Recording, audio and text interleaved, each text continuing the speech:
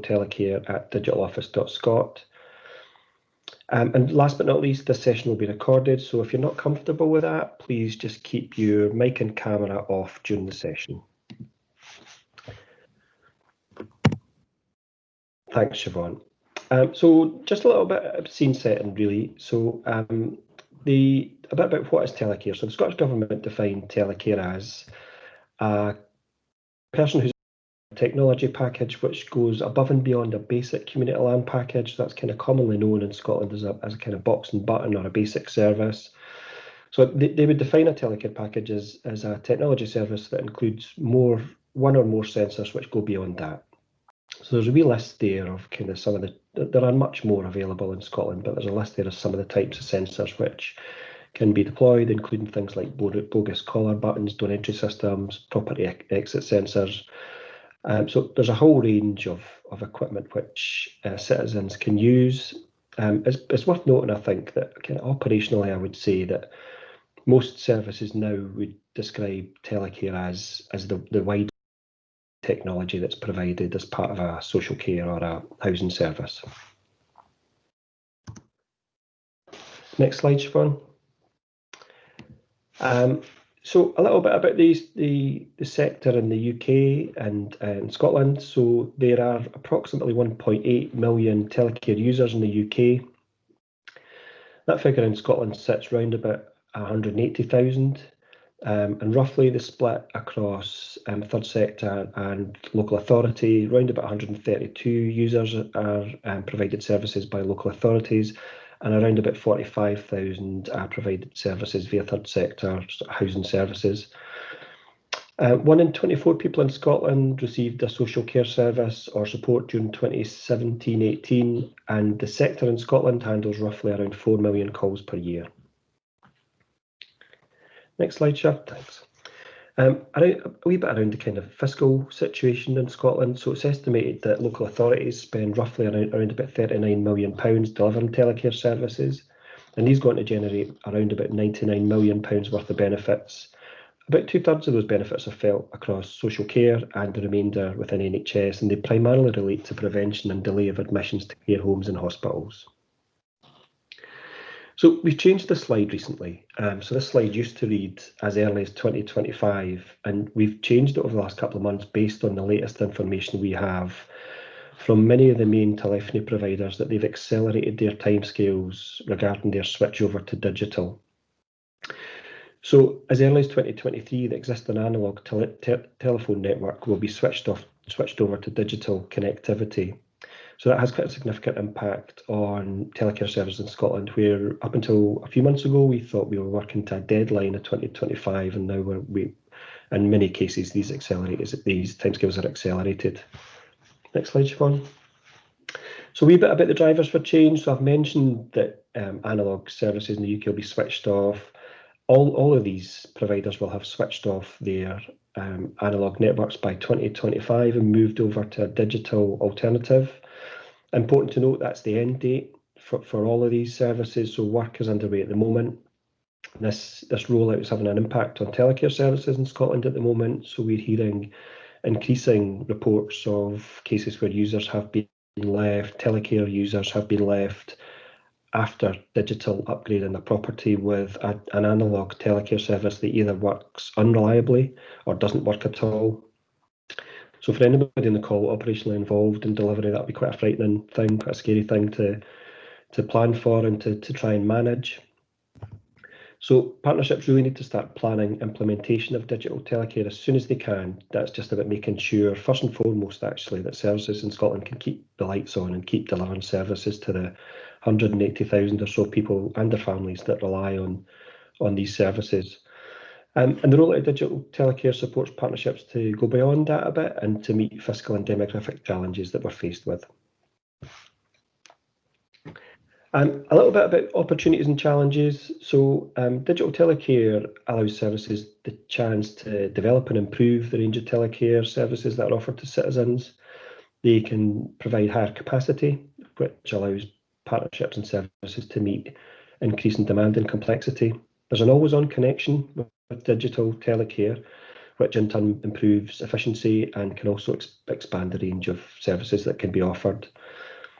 Some of the challenges, well, first and foremost, the challenge right now is to make sure that services can carry on delivering services throughout this period of significant disruption that we're about to enter.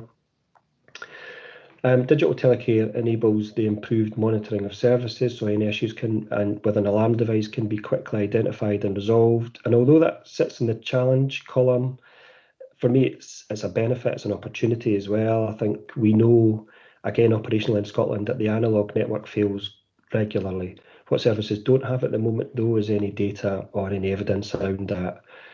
So digital provides a much broader range of data where services have this always-on connection and can monitor and manage some of these issues. The challenge, though, for services at the moment is how they operationalise that and how they manage this whole new wealth of data that they have access to. So that's a key piece of work for us over the next couple of months, where we are collaborating with partnerships to work out how we manage that. And the last one there, I mentioned being able to meet increasing demand and complexity, and that's also a challenge for services to operationalise that and the kind of processes that wrap around it. So yeah, just a little bit to expand that a little bit. So digital telecare evolution. So the reasons for implementing fall into 3 categories. First and foremost, making sure you can continue to deliver services, the ability to meet increased demand, and probably the most interesting one in the kind of medium term for services is the ability to improve and modernise the range of services that are offered to citizens.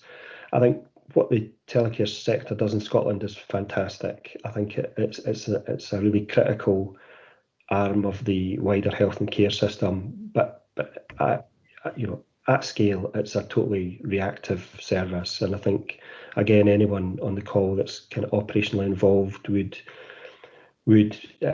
see the benefits in shifting the reactive model into a much more proactive and preventative model. So some of the benefits associated with implementation, I've mentioned the ability to be much more flexible in how you route and share alarm calls. There's a greater level of resilience and reliability, and there's opportunities to innovate and to kind of modernise the service, as I've mentioned. So we talk quite a lot about linking with other digital devices, and often that can be kind of complex.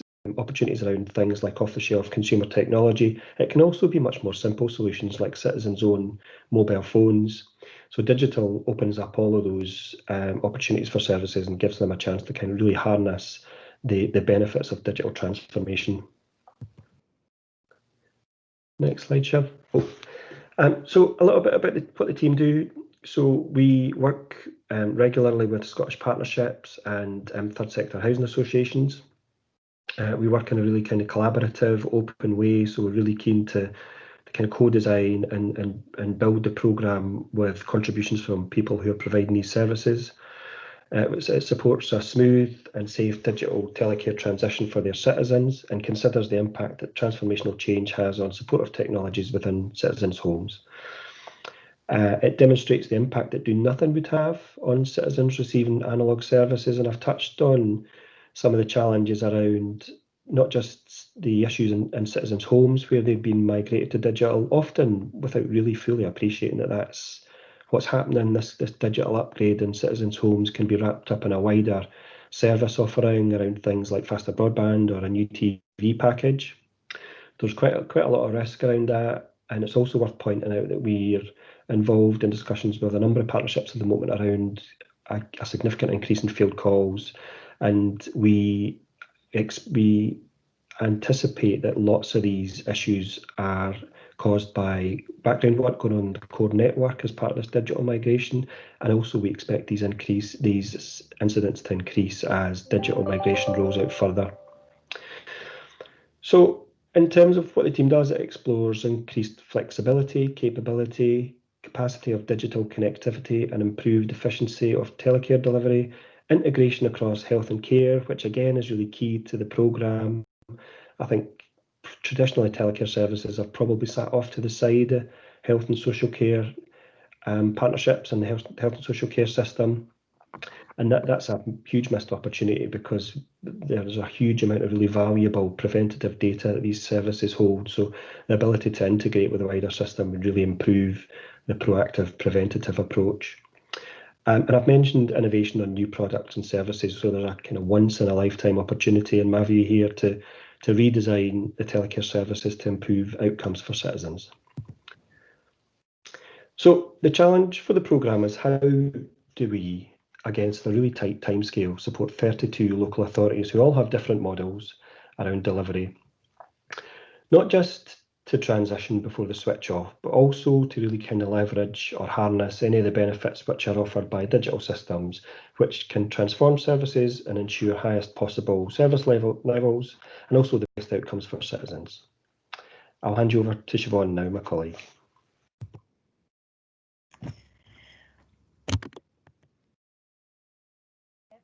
I am Siobhan, the Communications and Engagement Manager for the Digital Office and Digital Telecare. So just kind of expanding on David's point there on the challenge of how we support the 32 local authorities on their telecare delivery. So I joined the office just over 3 years ago, where kind of the roadmap wasn't significantly clear for local authorities and how they kind of progress on their journey. So I'm going to talk a little bit today about the playbook that we developed and how that's kind of aided and supported local authorities and housing associations across Scotland on their journey. So playbook, what is the playbook? Well, ultimately it's just a website. It's classed as, from our point of view, a comprehensive and informative guide for services embarking on the digital telecare transformation. So some of you on the call today might have already seen it. It's just a website. We've got the playbook integrated into that.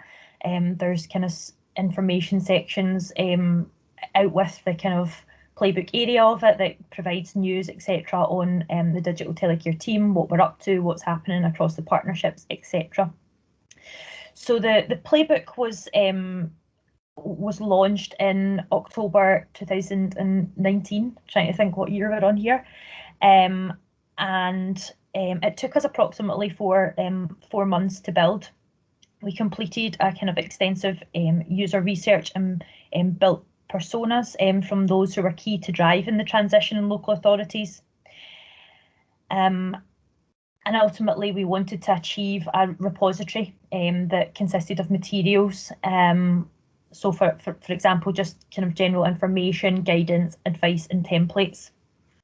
And the purpose of the user research was to kind of gather and draw on the knowledge that we have across the local authorities, the technical expertise that are sometimes spread thin across the sector as well, and also international research. So the kind of structure of the playbook is broken down into pathways. So the journey from kind of, we have kind of 3 phases of the journey, which we'll go into in a bit more detail in a second. But the playbook's ultimately based on pathways. So as you can see on the screen just now, we've got the management pathway, which was the initial pathway, which was launched at the very beginning. The technical and security pathway, which shortly followed. And we also have the procurement pathway live at the moment, which we'll also go into a bit more detail in a second.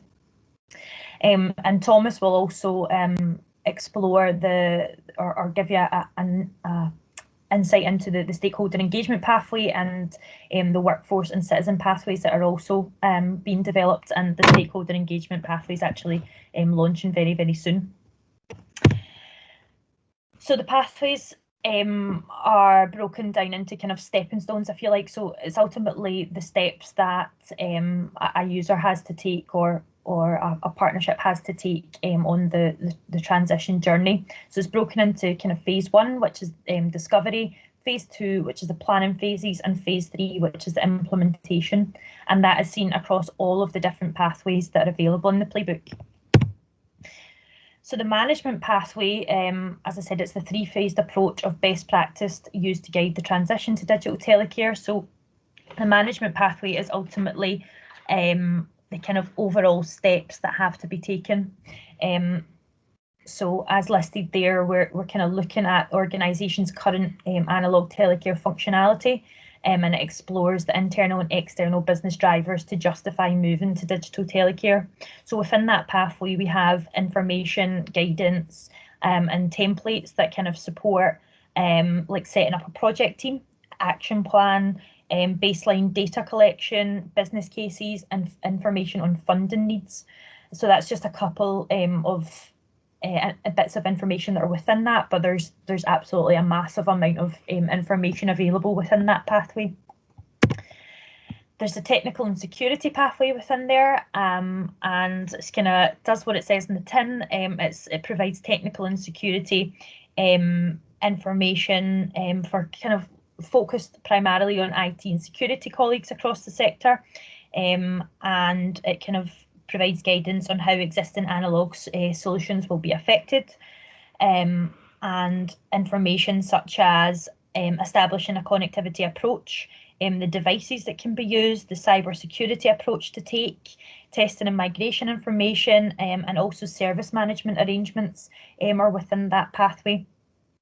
If you do get a chance, or you have already seen the playbook, all of the pathways have kind of different phases, but some of the steps are duplicated across the different pathways, just so wholly depending on what that step is, because it could be relevant to many different personas and users of the playbook.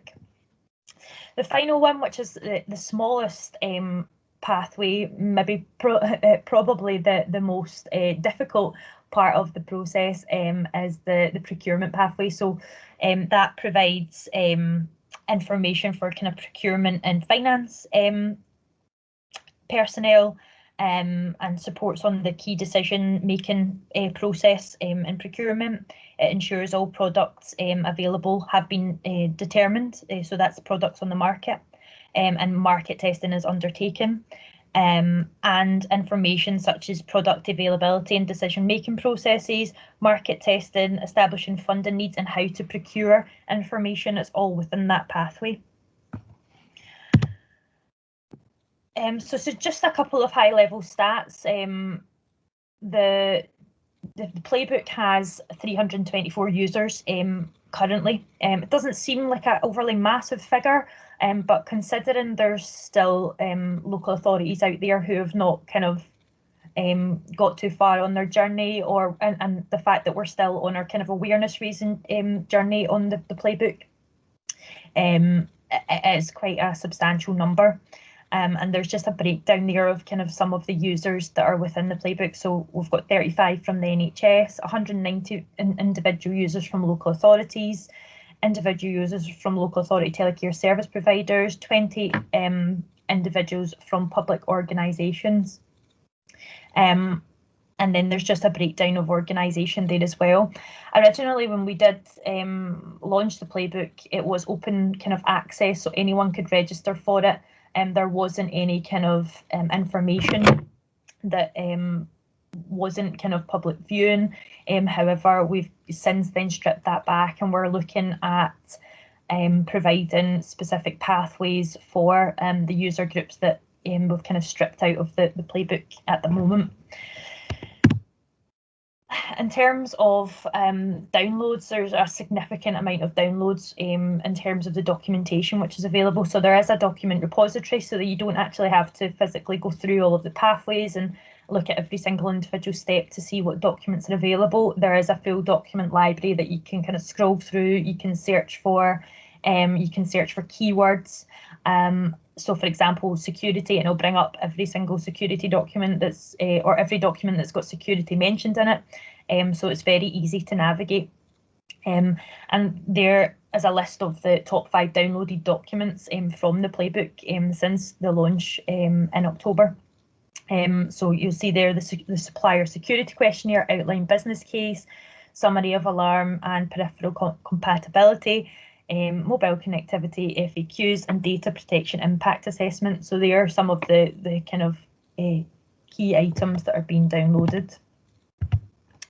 And it's probably just important to note, just as I'm closing up here, that since launching the playbook in 2019, it has significantly impacted the timescales and the process that councils are following in their transition journey.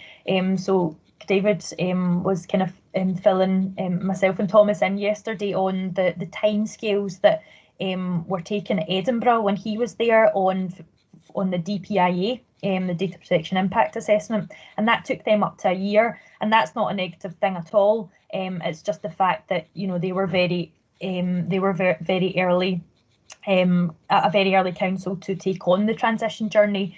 So they were kind of going into the unknown. So it took them over a year, and a council who started their journey when the playbook was launched was Falkirk Council, and the DPIA only took them a week. So as I said, not a negative thing, but it just shows you that the impact of the collaboration and the guidance and the template sharing has really impacted local authorities. And there's a quote on the screen there, an anonymous quote, but that just kind of shows you the impact that it's having. So that was just a whistle-stop tour. I'm going to pass over to Thomas now, who's going to give us an overview of the next steps of the playbook. Thanks, Siobhan. So as Siobhan already mentioned, the playbook's under constant development, and at the moment we've got 3 exciting new pathways which are in the works. But as well as that, the playbook is very much a living repository of information, and a big part of our approach is going back and refreshing, changing and updating information as new information comes to light. I think recently one of the best examples of this for me was a new document my colleague Colin created, looking at the project team required to implement a digital telecare transition. When we first launched the management pathway, we still at that time didn't have that much data about exactly what was going to be required. And what we've learned since then is that it really requires support from across the partnership to make a transition successful, in terms of bringing in people from your IT departments, getting support from your data protection office, DPIA. And so with all of that learning and seeing how partnerships who managed to nail that down earlier have had a much easier time of it, we've been able to put that back into the playbook, updating the project team information, and hopefully learning from everything we have so far and making the tasks of partnerships who are just about to start that much easier. So if we could go on to the next slide, please. So now I'll talk a little bit about these 3 new pathways that we are currently developing. The first is the stakeholder engagement pathway, which we hope to have launched by the end of November. And the overall goal with this is to support partnerships to coordinate their stakeholder engagement. We're focusing in initially on 2 core groups of stakeholders. One is citizens and the other is senior management. And this pathway is really going to focus on providing lots of templates which partnerships can take, use and adapt to help speed up their interactions with these key stakeholders. If we could move on, please. The other pathway, which is currently in development and is due in early 21, is the workforce pathway. It's absolutely essential that as we're undergoing a digital transformation like the switch to digital telecare, that we make sure that we're taking our staff along with us, that they have the skills necessary to be able to operate in the new digital environment. And so the workforce pathway is going to focus in on supporting partnerships to create and deliver that workforce engagement package, ensuring that the workforce is taken along on that transition with them. Brilliant. Now, before I talk about the citizen pathway, I get to introduce a really exciting new piece of work we've been involved with, and we're actually now exporting the concept of the Digital Telecare Playbook internationally. Earlier this year, working with Tech, who coordinated the bid, we successfully bid for some Digital Health Europe funding, and we were lucky enough to receive 17,000 euros. And with this, we've set up a project with colleagues in the Andalusia region of Spain, in the Agder region of Norway. The whole idea about the twinning project is that you bring people from across Europe together to share best practice around a particular area. And for us, ours is going to be digital telecare. Now, these are two regions I'm incredibly excited to work with. In Agder in Norway, they have already delivered digital telecare and have been delivering it using GSM devices for quite a while now. So they have a huge amount of experience on what the process is like and some of the later stages we haven't quite reached yet. So it's going to be absolutely fascinating to learn from them. In Andalusia, they're in a completely different place, and this is what makes this so fascinating. So they haven't started their transition yet, they're just about to begin. But when you look at how telecare is delivered in Andalusia, it is completely different to Scotland. Their telecare population is roughly double the size of ours, yet they service that with just 2 alarm receiving centers for the region. They are doing amazing things with automation and outbound calling. And so again, I absolutely can't wait to connect some of the partnerships here in Scotland with their counterparts and to learn more. But through all this work and through working with the 2 partners, we've really got 2 key things we're looking to develop. The first is going to be a roadmap for digital telecare, which can be used by any of the twinning partners or any other EU region. And it's going to unite existing strategies, our business models and resources, which we're all currently developing as parts of our transitions, or in the case of Agder, have already developed. And we're going to combine them to create a comprehensive pathway for planning and implementing digital telecare. And you can be sure that the information we take out of that will be fed straight back into the playbook. But the other thing we'll be developing is a brand new pathway for the playbook, and this is going to be the citizen pathway. If we could move on to the next slide, please. So initially, we had discussed exporting the entire concept of the playbook, but very understandably, colleagues in Agder and Andalusia felt that that was maybe slightly too big a task for this shorter project to be able to achieve. So instead, we're going to really focus on working together to create a brand new pathway. The Scottish version will be hosted within the Digital Telecare Playbook, and will be encouraging Agder and Andalusia to create their own repositories for this information to sit. We've chosen to focus on the citizen, and the citizen pathway is really going to be about bringing together best practice in creating innovative person-centered service models. Now, from a Scottish perspective, we definitely feel we have a lot to offer here from the Scottish approach to service design. And I know this kind of topic is really of a huge amount of interest to many different partnerships. It's already as well proving absolutely fascinating to get completely different perspective on this from our twinning partners.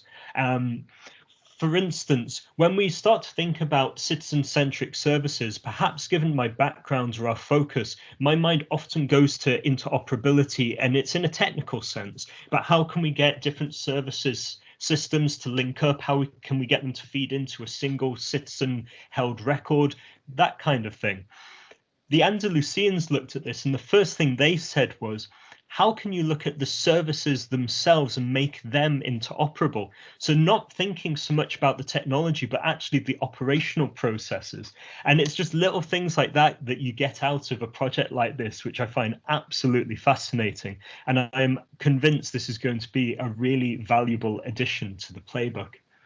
If we could go on to the next slide, please.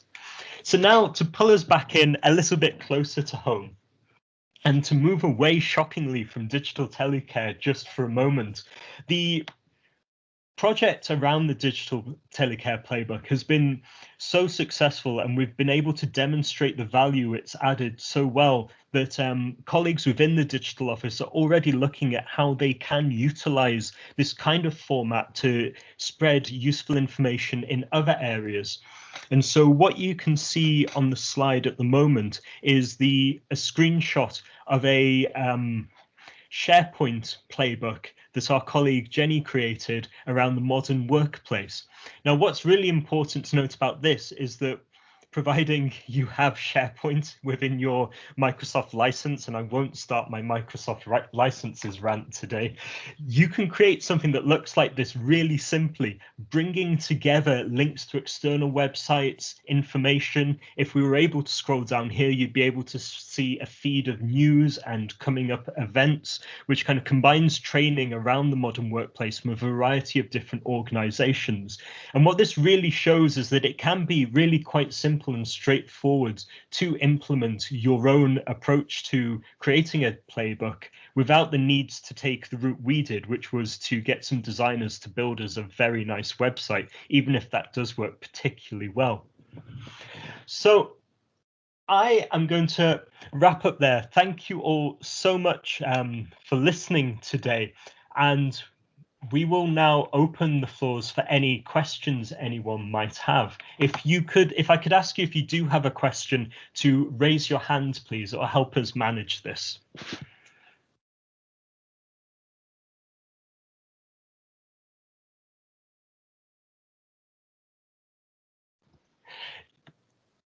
David, would you like to go first? Yes, thanks, Thomas. That was fantastic. Thanks to the three of you for that demonstration. I have to say I'm a huge fan. A huge fan of the Digital Playbook, and our authority, Argyll and Bute Council, has used it a lot.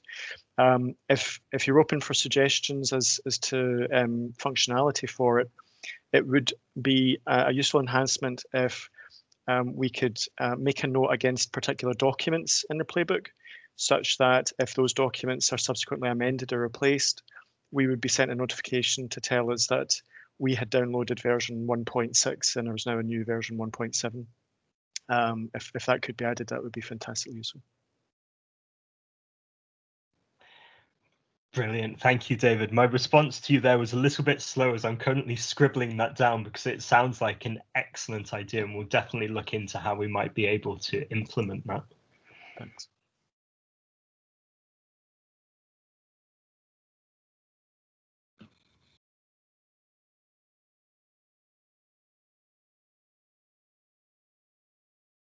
Any other questions?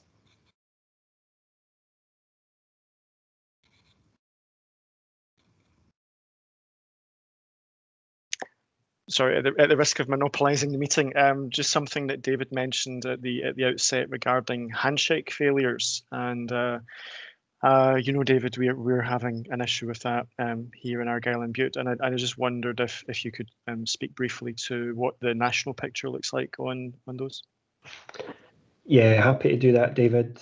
I think having been involved in managing a telecare service before moving into this role, I think over the last couple of years, services have seen significant spikes in these types of calls, and it's been very difficult for services. I think, as you know acutely well, David, it's been very difficult for services to detangle some of this and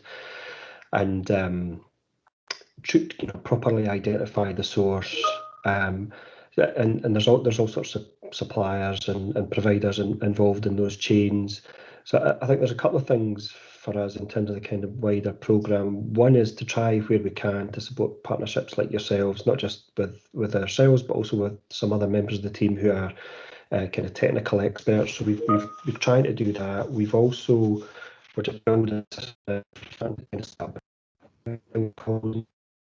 just building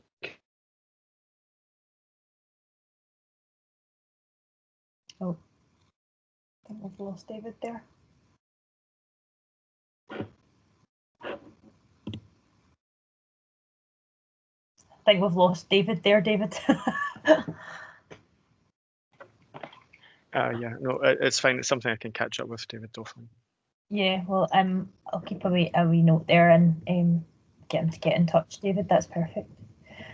There's a question in the chat just around the engaging with senior managers to understand the importance and urgency for the transition. Probably something that I can answer, Thomas, and you can maybe chip in. So we're currently working. We do have a guide to digital telecare document which provides a kind of overview of what digital telecare is and kind of high level importance of it. which was launched this time last year. However, we are actually working on a national briefing document, which is due to be published in potentially 2 to 3 weeks, and that has information on the risks, the benefits. It's got an exec summary for chief exec, so they don't need to read through the full document. A kind of an example roadmap from Falkirk's journey, and sort of guidance from Digital Telecare as well. So it's a really substantial document. So that will be coming out soon. That will be supported with a national campaign as well that we've been working on to raise awareness from citizen level to, pretty similar to the playbook, from citizen level to chief exec level to supplier level, etc. There'll be a lot kind of happening from the beginning of November onwards. But if there's anything at all, Laura, kind of support you guys on them, please don't hesitate to get in touch. I'm sure one of the team can kind of help out with that, and I know David has been kind of meeting a lot of local authorities and chief officers, etc. When we can, or when we could at least. David, I don't know if you've got anything else to add to that, or Thomas. I'm back on the call. I missed the question, so happy to try and help. I'll jump in quickly if that's okay, David. Thanks. I think you covered it perfectly, Siobhan. The only thing I would add is that we really understand the importance of this, and so we are taking very much a belt and braces approach. The national campaign is going to be absolutely essential for starting to kind of generate that widespread awareness of what's happening, and I'm really hoping that the stakeholder engagement pathway is going to then kind of provide the support for partnerships to build on that awareness and to kind of give them some of the tools to create targeted communications for their chief executives. And so to do this, as well as the kind of the basic, like a one-pager on the importance of digital telecare and basic business case templates, we'll also be creating documents which list, for instance, one is devoted to the benefits of digital telecare, another one will be devoted to the risks, and we're hoping that through these as well you'll be able to pick and choose to help, and it'll make it much quicker for you to create carefully crafted arguments which are specifically targeted at your partnership's specific situation, and we hope that in turn will also help kind of get the message across to chief execs about just how important this is. Yeah. And Lorna's just expanded on that, saying that she's just getting them to commit to the resources and time commitment required is a challenge. So that the information in the national briefing document has all that as well. There's potential costings, etc. in there which can support that, Lorna. And we also have links into Solace. This is the Society of Chief Executives for Local Authorities. So we're really pushing the message through there as well. Another question, how have local authorities who have made the switch tackled the battery backup issue? Yeah, so it's a really good question. So at the moment we are testing mobile GSM as the connectivity solution, and that's one of the main reasons for that is based on lots of the learning internationally where other countries have had difficulties with this battery backup issue. So that was the kind of main route that they've rolled out. So we're testing it at the moment, which then overcomes this power issue, Daniel, because it's not relying on a router. I do think fundamentally though, part of the programme in the near future will include fixed IP as a connectivity solution. So we have had a look at that. Some of the new the router includes battery backup, so that's quite interesting to see that developing. And there are other types of solution out there that we'd be keen to test as part of the programme. So things potentially like kind of small UPSs or something like that, which might become part of the technical setup. But a really good question. That's something we're sighted on and we're keen to build into our thinking. Yeah, I think that's the last question listed. I'm conscious of time as well. So I've got something else. No, perfect. So on the screen just now, there's our Twitter feed handle and our YouTube, which has got piles of webinars and meetings, etc., that you can go on and find out information and animations and case studies, etc. The link to our playbook is there as well. And if you've got any questions, sort of post session, please just drop us an email. We're at digitaltelecare@digitaloffice.scot. And the best person or the most relevant person to answer and the team will get back to you, and we'll be more than happy to kind of chat through your query. So I'll stop the recording here and finish up the session. Thanks everybody for joining, and thanks to David and Thomas for the presentation as well. Thank you.